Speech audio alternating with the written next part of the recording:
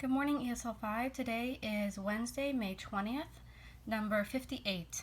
We are learning about Reconstruction, continuing to learn about that, and Black leaders and the fight for Black rights during Reconstruction.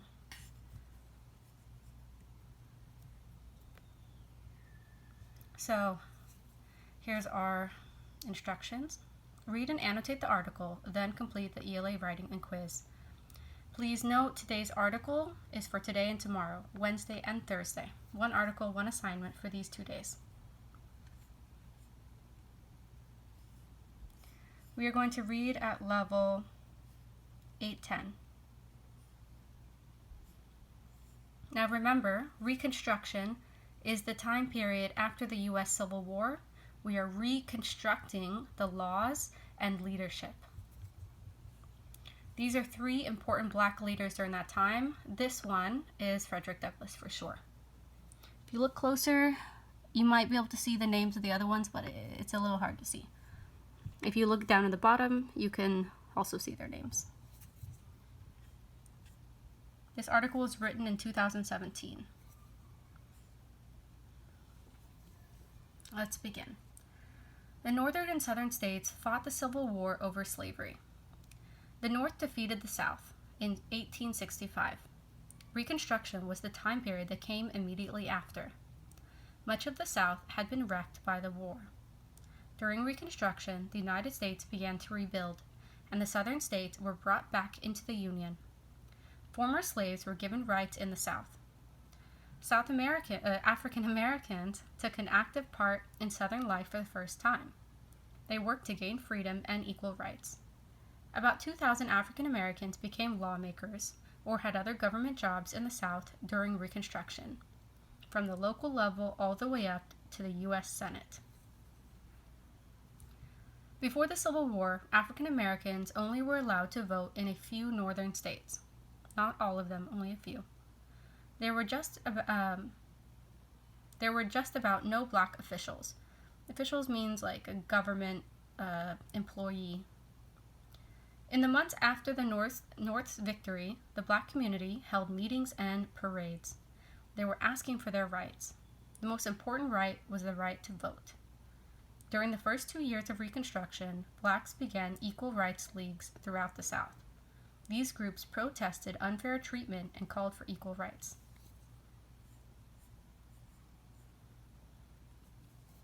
The South's attempts to control former slaves. Andrew Johnson became president after Abraham Lincoln was killed. We learned about this yesterday, so we're just going to learn a little more about this. Remember, Abraham Lincoln helped to free the slaves, and Andrew Johnson was very helpful for the South, and he liked them. He didn't punish many of them, and he didn't fight against unfair laws for Black people. So under Johnson, the South kept Blacks out of politics. State lawmakers passed laws called Black Codes that controlled the lives of the freed men and women. Blacks could not decide when to quit their job, for instance. African Americans were against these unfair laws and tried to change them. Also in 1866, Republicans won more votes in Congress and worked to give African Americans more rights in the South. During Reconstruction, Congress granted African American men citizenship, including the right to vote. Beginning in 1867, branches of the Union League spread throughout the South. The group encouraged African Americans to take part in politics. Southern states rewrote their constitutions from 1867 to 1869. Blacks and white Americans worked side by side, making laws for the first time in the U.S. at meetings called constitutional conventions.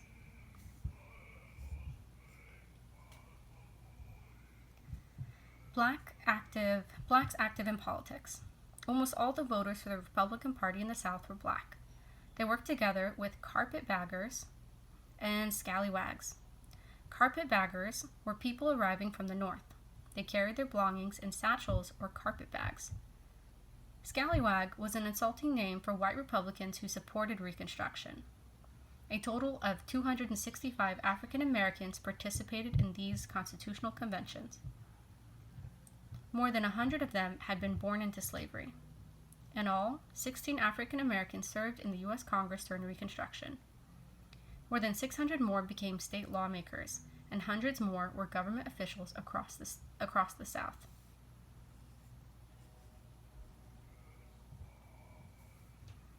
Many black leaders during Reconstruction had gained their freedom before the Civil War. They brought themselves out of slavery, or they were freed after an owner died. They had worked as slave craftsmen or had served in the Union Army. Many black political leaders worked as Christian ministers during slavery or in the early years of Reconstruction. Hiram Revels was the first African American elected to the U.S. Senate. Revels was born free in North Carolina and attended college in Illinois. He worked as a preacher in the Midwest in the 1850s and served as a minister in the Union Army. In 1865, he went to Mississippi to work for the Freedmen's Bureau, which helped freed slaves find jobs after slavery ended. Blanc K. Bruce was another African American senator from Mississippi. He had been a slave but learned to read and write. Black leaders attacked. The enemies of Reconstruction were extremely hostile to African American leaders. Southern whites were angry that former slaves could vote and hold office. They tried to scare blacks with threats and violence. The Ku Klux Klan, KKK, was a white supremacist group. They believed the whites were superior to blacks. They attacked local Republican leaders and blacks. At least 35 black officials were murdered by the Klan, Ku Klux Klan, and other groups during Reconstruction. So, the Ku Klux Klan, the KKK, is a very important note, and we're not going to talk about them today, but you will need to talk about them eventually. Tomorrow we'll learn more. Let's go see what they look like.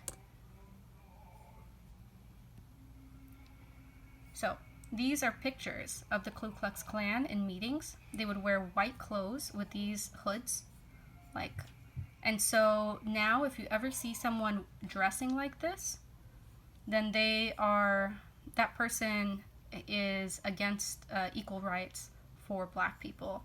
And this is an aggressive and racist way to show your opinion, and this group still exists today in the United States, but they do not have as much power, and they don't publicly kill black people, the way they did in the past.